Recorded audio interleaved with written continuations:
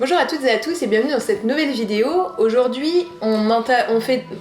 Je t'ai perturbé. Oui, tu m'as perturbé. Bonjour. J'ai pas l'habitude qu'il soit là encore. Ça va venir. Alors aujourd'hui, on fait la première vidéo FAQ de notre chaîne. Et vous avez été nombreux à nous poser des questions, que ce soit en commentaire YouTube ou sur Instagram et même un peu sur Facebook, tout ça. Donc déjà, merci à toutes et à tous pour vos questions et pour vos commentaires de manière générale. Vous êtes beaucoup à nous soutenir sur cette chaîne et vous êtes hyper bienveillants dans les commentaires et tout ça. Donc c'est super cool pour nous et on va peut-être beaucoup parler dans cette vidéo, donc on va pas faire traîner plus l'introduction. C'est parti.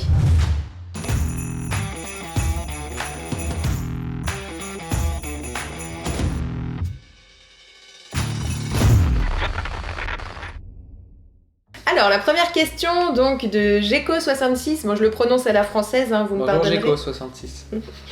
Que penses-tu du format carré pour le portrait par rapport au recadrage et tout ça? C'est une question un peu vague, mais je dirais que oui, globalement, pourquoi pas. Le format carré pour un portrait, ça a été pas mal démocratisé, surtout depuis...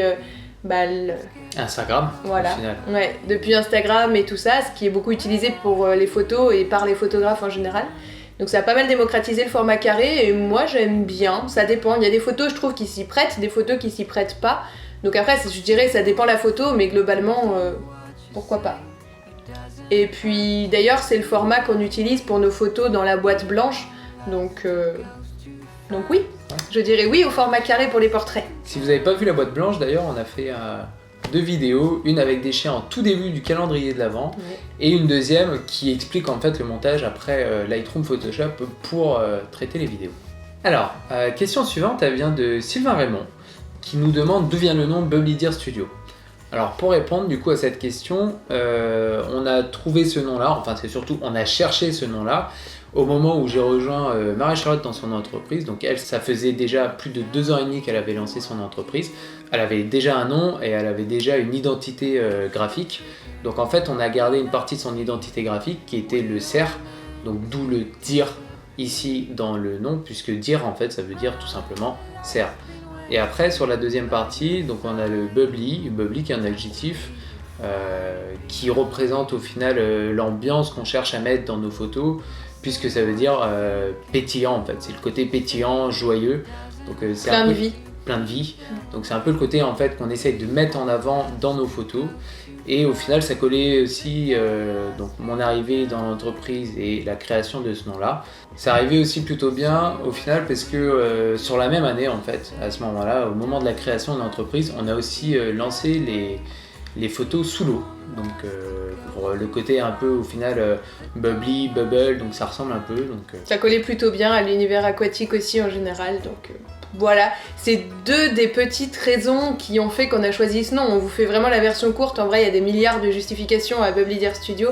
Mais croyez pas qu'on a trouvé le pseudo en 10 minutes, même pas. Non, ça a été des jours et des jours et des heures et des heures de réflexion pour vraiment essayer de trouver quelque chose qui nous correspondait le mieux et qui potentiellement aussi parlerait le mieux à notre future clientèle, tout simplement, quoi. Sachant aussi que pour un peu compléter la réponse, on a cherché aussi quelque chose qui nous identifiait de manière assez unique sur internet, donc il fallait qu'on trouve quelque chose autour de l'univers du cerf, mais qui ne soit pas déjà pris, déjà fait. Par exemple, juste dire studio, cherchez pas, il y en a des milliers, donc nous on voulait aussi quelque chose d'un point de vue, parce qu'on est professionnel, donc on cherchait quelque chose aussi d'un point de vue entrepreneuriat qui fonctionne bien, et marketing, etc. Donc il fallait qu'on nous trouve aussi que nous rapidement en tapant ça sur Google, donc voilà, on a aussi essayé de trouver quelque chose d'assez clivant et pas quelque chose de trop classique où d'autres gens pourraient avoir le même nom, etc. Donc ça a été aussi complexe, notamment par rapport à ça. Et aussi, on a choisi un nom anglais parce que de plus en plus, notre clientèle cible est anglophone ou franco quelque chose, notamment pour les prestations mariage. Et même si pour les prestations mariage, on a un deuxième nom d'entreprise, justement, c'est un peu lié, on a pour les prestations mariage, on est connu, que ce soit notre site web ou nos réseaux sociaux, sous le nom de Follow the White Deer. Et donc on garde le côté deer pour les deux. On voulait vraiment que nos 2 entreprises, vu que ça reste nous à chaque fois, on voulait que ça ait un point commun, donc le mot deer ici, Et après, on a fait des déclinaisons en fonction de ce qu'on faisait côté mariage et de ce qu'on faisait côté famille pour que ça colle bien en fait à l'image, l'image de l'entreprise qu'on voulait donner, etc. Donc, bon, après, c'est un peu des questions complexes ça, et je pense que si on explique tout en détail dans la FAQ, ça risque d'être un peu long, mais j'espère que ça vous aura déjà donné quelques petites pistes d'explication, on va dire, pour tout ça. Et juste pour Follow the White Deer, d'ailleurs, pour le nom qu'on a pour les mariages, il y a aussi beaucoup d'explications très complexes et variées. Pourquoi ce choix de nom-là, etc. Surtout un choix de nom à rallonge, etc. C'est pas fait au hasard. Donc, mais par curiosité, savoir si vous avez une potentielle référence ou une potentielle idée de pourquoi on a choisi Follow the White Deer, d'où ça peut venir ce nom-là, etc. N'hésitez pas à nous dire vos théories en commentaire.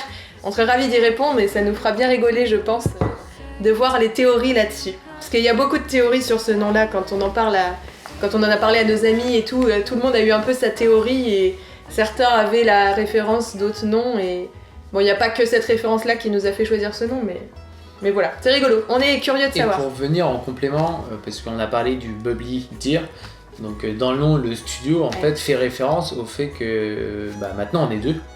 Et il y a le côté photo et le côté vidéo, donc d'où l'utilisation en fait du mot studio. Le suffixe studio, ouais. Et c'était aussi pour compléter parce que par exemple sur Instagram, il y avait déjà Bubbly Deer était déjà pris, des choses comme ça. Donc à la base c'était juste Bubbly Deer, mais on a rajouté aussi le studio pour le côté pratique de la chose par la suite. Alors question suivante, une question de Odile sur YouTube. Pour moi visiblement, au bout de combien de temps pratique photo tu t'es dit qu'il fallait que tu te lances pro ? Alors, cette question se recoupe avec d'autres questions, donc je vais lire les questions qui se ressemblent. Et on va tout regrouper. On va essayer en tout cas. Il y a aussi une question de Guillaume qui demandait qu'il aimerait bien savoir quels sont nos parcours personnels liés ou non à nos activités et professionnelles, comment on en est arrivé à faire de nos passions nos métiers, quels sont les éléments déclencheurs, les déclics qui nous ont amenés à penser un jour c'est ça que je veux faire, et tout ça. Il y a une autre question de Guillaume, mais je la poserai à part parce qu'elle n'a pas rapport. Et il y a aussi une question liée encore à ça de Caroline qui me demandait... Non, la question de Caroline n'est pas tout à fait liée, on la fera à part du coup. Désolée Caroline, tu seras pas dans le même lot que les deux précédents. On traitera ta question à part. Donc oui, en gros, au bout de combien de temps pratique, je me suis dit qu'il fallait que je me lance en pro. En fait, c'est beaucoup plus complexe que ça. Et je pense qu'on en fera réellement une vidéo à part.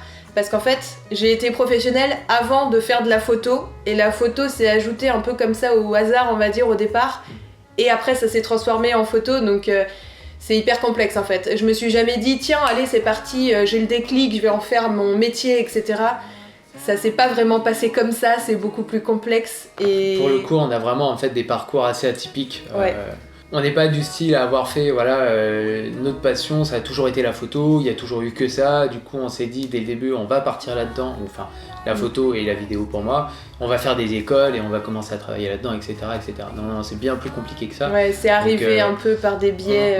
On va essayer de vous répondre de façon très courte, mais il y a encore énormément de choses à dire là-dessus. Donc, n'hésitez pas à commenter sur cette vidéo si vous voulez un peu plus d'informations là-dessus, qu'on explique un peu plus en détail notre parcours respectif au final. Ouais, qu'on fera une vraie vidéo pour parler de nos parcours, etc. qui sont très différents d'ailleurs, que ce soit celui de Chris ou le mien, qui nous ont amenés à faire ça. Mais pour répondre vraiment purement à la question, c'est j'ai été pro avant d'être photographe et c'est arrivé un peu comme ça. Donc je pourrais pas dire au bout de combien de temps je me suis dit maintenant ça y est, je suis assez bonne en photo, je vais devenir pro, ça c'est pas du tout passé comme ça. Du coup pour Guillaume, nos parcours personnels, etc. qui font qu'on en est arrivé là et les déclics, on n'a pas vraiment eu de déclic qui nous a amené à ça et les parcours professionnels et personnels sont complètement hors sujet par rapport à la photo, mais ça nous a quand même amené par là de façon assez intéressante, même si c'était très détourné, donc ouais vraiment, on fera une vidéo à part pour ça. Donc on vous oublie pas, vous restez là dans les questions qu'on a encore en suspens. On vous garde en tête, mais on fera une vidéo que pour vous. Pour aujourd'hui, on va devoir passer à autre chose et puis on fera une vidéo exprès pour vous. Alors juste Guillaume, on va quand même répondre à une de tes questions qui est un peu plus simple à répondre. C'est de savoir si on a déjà pensé à faire de la formation. Alors pour ma part, ça fait à peine 2 ans que je suis lancé, donc je suis vraiment sur les débuts. Donc il n'est pas trop encore question de faire de la formation au niveau de la vidéo. En revanche, comme on a déjà parlé sur les vidéos précédentes, En 2020, je ferai très probablement quelques petites vidéos tuto en fait pour commencer la vidéo avec un boîtier, appareil photo au final. Et pour Marie-Charlotte au final, alors on fait déjà un peu. Donc, la formation. Elle fait déjà, oui, je précise, elle fait déjà un peu de formation. Au-delà de faire de la formation au travers de ses tutos sur YouTube, elle fait aussi de la formation en fait aux personnes directement. Sous forme de cours particuliers principalement. J'ai fait aussi quelques ateliers et workshops sur Nantes, mais vraiment pas beaucoup pour l'instant. Je suis surtout branchée cours particuliers en fait au niveau formation et en physique sur Nantes principalement. Mais de plus en plus, comme j'étais dans l'informatique avant, je spoil un peu la future vidéo où on va parler de nos parcours, mais comme j'étais dans l'informatique avant, je donnais déjà pas mal de formations en visioconférence à distance en fait avec mes élèves. Et du coup, j'envisage de peut-être proposer ça aussi pour de la photo ou de l'accompagnement pour des photographes qui aimeraient passer pro, etc. Je pense qu'il y a quelque chose à faire aussi en formation en cours particulier, mais en visioconférence aussi, en plus de cours particuliers en physique pour les gens qui seraient un peu plus loin. Donc voilà, dans tous les cas, on a une partie formation sur notre site web Bubblydeer, donc si jamais vous voulez voir un jour ce qu'on fait plus en détail en formation ou pas et l'évolution de tout ça dans les années à venir, et ce sera sûrement sur la page formation de notre site web. Voilà. Alors ensuite, j'ai une question de Fabien Hérault qui a répondu sur Instagram à notre Fabien. story. Est-ce qu'on peut créer un preset Lightroom juste pour des tailles d'images ? Alors... Moi, quand je parle de presets dans mes tutos Lightroom, en général, je parle plutôt des presets de retouches, donc au niveau des curseurs, etc. Des paramètres prédéfinis Lightroom pour pré-retoucher, enfin, pour accélérer la retouche de vos photos, etc. Au niveau des tailles d'images, je pense que tu parles de l'exportation, au niveau de l'exportation en différentes tailles, etc. Oui, on peut créer aussi des paramètres prédéfinis dans Lightroom pour ça, mais ce sera à un autre endroit. Ce sera vraiment au niveau du module d'export. Donc quand vous faites par exemple clic droit sur une image exportée, vous arrivez dans un panneau, dans un module d'exportation. Et là, vous choisissez la taille de l'image, dans quel dossier vous l'intégrez, etc. Et en fait, là, vous pouvez en effet créer des... Enfin, vous pouvez faire un modèle, voilà, comme si vous allez exporter juste une image pour l'instant, en mettant toutes vos préférences là-dedans. Et ensuite, vous pouvez sauvegarder ça, toujours dans le même module d'exportation. Vous pouvez enregistrer ce paramètre prédéfini d'exportation, et comme ça vous évitera de rechoisir à chaque fois vos tailles d'image et tout ça. Donc je crois que d'ailleurs, Fabien, tu m'avais aussi posé la question sur YouTube, si je dis pas de bêtises, qui est un peu lié à ça, savoir en quelle taille j'exporte mes images pour les réseaux sociaux, pour les garder moi, etc. Donc je dirais que ça dépend beaucoup des besoins de chacun, mais par exemple pour Instagram, on peut pas poster de toute façon en trop grosse qualité sur Instagram. Au bout d'un moment, quand votre photo est vraiment trop lourde, Instagram vous dit non. Voilà. De souvenir, il faut pas que les fichiers dépassent 50 mégas, quoi. Mégabits. Ouais. Moi, je ne saurais pas dire le chiffre exact, mais... C'est juste que je suis obligé, moi, de faire très attention à ça. Pour la vidéo. Quand on fait des petites vidéos, en fait, pour Instagram, pour communiquer sur la vidéo, les vidéos doivent pas dépasser 1 minute et elles doivent faire moins de 50 mégas. Donc, je suppose que c'est... Il y a aussi des limites pour les photos, voilà, au pire, vous irez vérifier, mais dans tous les cas, vu que de toute façon, ça affiche en tout petit sur Instagram, moi, j'exporte en 1000 pixels sur le bord large. En général, ça suffit amplement et c'est très léger et comme ça, c'est rapide. Et par contre, pour tout ce qui est photo rendu client ou moi, ce que je garde sur mon ordinateur de mon côté, etc., je garde toujours le Full HD dans la plus grande résolution possible parce qu'on sait jamais. Si un jour quelqu'un, un de mes clients veut imprimer sa photo en 5 mètres par 5, et ben il pourra. Je ne pense pas que ce soit utile pour beaucoup de monde, mais... Ouais, j'ai tendance à pas trop réfléchir et à laisser en Full HD pour ces besoins-là. Par contre, c'est plus au niveau de mon site web que je vais plus réfléchir à la taille d'export, etc. Parce que du coup, d'un point de vue référencement internet, si le site web est rapide, eh ben, ce sera valorisé par Google. Donc, il faut poster des photos en bonne qualité, mais pas en trop lourd non plus. Donc, c'est toujours le compromis, en fait, qualité, poids d'image. Et ça, malheureusement, vous avez un peu toutes les écoles, tout le monde va vous dire des tailles d'images différentes. Moi, je dirais que ça dépend de comment est formé votre design et de si c'est une photo qui sera en page d'accueil ou une photo qui sera affichée en petit ailleurs. C'est encore une fois un sujet malheureusement hyper complexe, donc je vais pas pouvoir entrer plus dans le détail que ça sur cette FAQ, mais oui, vous avez moyen de paramétrer et de sauvegarder vos préférences d'exportation sous Lightroom et vous pouvez faire plein de choses différentes comme ça. Moi je sais que par exemple j'ai un paramètre d'export pour justement le Full HD, voilà. J'ai un paramètre d'export spécial pour exporter pour Instagram, donc en tout petit. J'ai un paramètre d'export pour exporter pour mes galeries privées clients pour qu'ils puissent choisir leurs images, où là je vais intégrer un logo sur mes photos automatiquement, etc. Je vais pas à chaque fois tout remoduler. J'utilise vraiment tout le temps les paramètres, les presets d'exportation.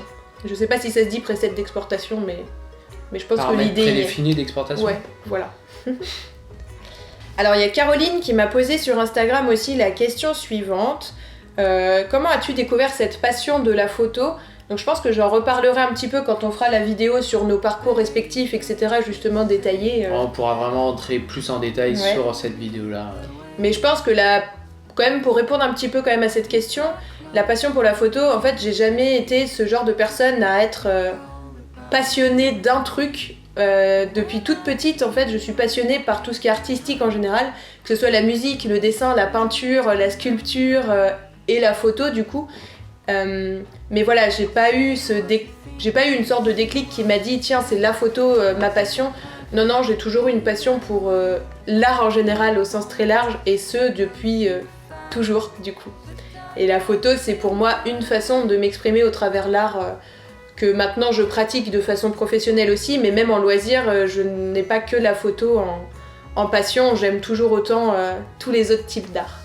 Et du coup, on peut peut-être décliner ta question, Caroline, pour la vidéo pour Chris, par exemple. Alors, si vous posez la question de savoir d'où vient la passion pour la vidéo, pour être franc, ça vient un peu de Marie Charlotte. Voilà, j'étais pas vraiment passionné en fait avant par la vidéo ou quoi que ce soit. Je l'ai converti. Elle m'a converti au final à partir du moment où on s'est mis ensemble en fait, et que du coup j'ai découvert son loisir de la photo. Et c'est à partir de ce moment-là en fait que j'ai commencé à me retrouver au final derrière l'appareil photo pour faire des petites vidéos quand on se baladait ou quand on voyageait, ou même au final pour l'assister sur du backstage de séance pour pouvoir montrer sur YouTube ou ce genre de choses. Et puis je faisais aussi un petit peu de vidéos de mon côté, donc voilà, on a vite...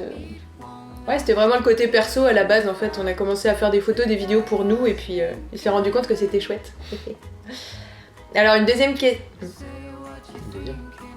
Alors il y a une autre question de Caroline aussi, ça va être beaucoup plus rapide à répondre. Depuis combien de temps es-tu pro ? Alors moi je suis pro depuis 4 ans maintenant, bientôt 4 ans, je prends de l'avance à 2 mois près. Et toi ? Et moi du coup je suis pro depuis à peu près 1 an et demi, puisque je me suis lancé en juin 2018. Ouais. Et moi du coup en début 2016. Voilà. Je pourrais faire un effet. Allez hop. Alors, prochaine question de Fabien qui me disait je te pose plein de questions, mais il n'y a pas de souci. Il n'y a pas de souci, on n'a pas de souci contre ça. Qui me demande s'il m'arrive de retoucher, traiter des photos au smartphone et de les poster ou de les transmettre à mes clients après. Alors moi, j'ai pas du tout, contrairement à Cédric, que vous avez vu sa photo dans un 5 minutes Lightroom Challenge il y a pas longtemps. Moi, mon téléphone ne fait pas de belles photos, donc en fait, non, je ne... Alors si, des fois, pour mon Insta perso, je vais faire une photo comme ça au smartphone, un selfie de nous deux à l'arrache comme ça. C'est pour ça, ou même pour de la story en fait, quelque chose qui restera pas, dont on n'a pas... Que je vais post-traiter à l'arrache avec les outils de base de mon téléphone ou les filtres Insta, et puis je vais juste poster, mais c'est uniquement à titre perso, je fais pas du tout ça pour les clients parce que mon téléphone ne fait pas de belles photos. Donc je me suis jamais posé la question... Voilà. Non, la question s'est jamais posée. C'est ça.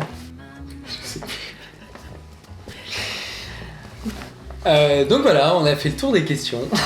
Je fatigue, visiblement. En fait, il s'avère que c'est beaucoup plus dur que ce qui paraît de passer devant la caméra. D'ailleurs, une question qui m'a été posée.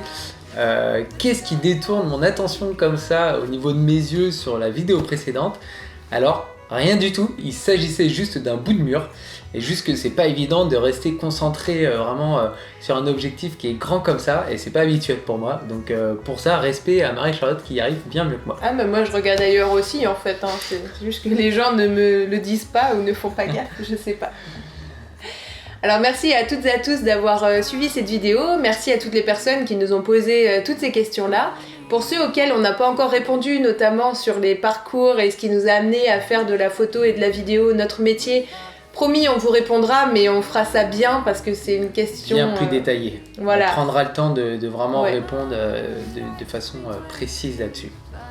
dans une prochaine vidéo du coup qui sera vraiment dédiée à cette réponse-là. Donc on a fait un petit peu le tour des questions, mais il y en a sûrement d'autres encore auxquelles on n'a pas répondu, et il y en aura sûrement d'autres encore qui vont arriver par la suite. Donc dès qu'on aura stocké un petit peu assez de questions comme ça pour faire des FAQ, on en refera de temps en temps. Donc n'hésitez pas à continuer à nous poser vos questions, que ce soit en commentaire de nos vidéos ou sur Instagram ou quoi. De temps en temps, j'y répondrai comme ça, comme je le fais déjà sous certaines de vos questions. De temps en temps, je préciserai en mode ça c'est une question qui peut peut-être intéresser un plus grand nombre de personnes, donc j'y répondrai prochainement dans une FAQ. Et voilà, dès qu'on aura à nouveau assez de contenu, on en fera une autre.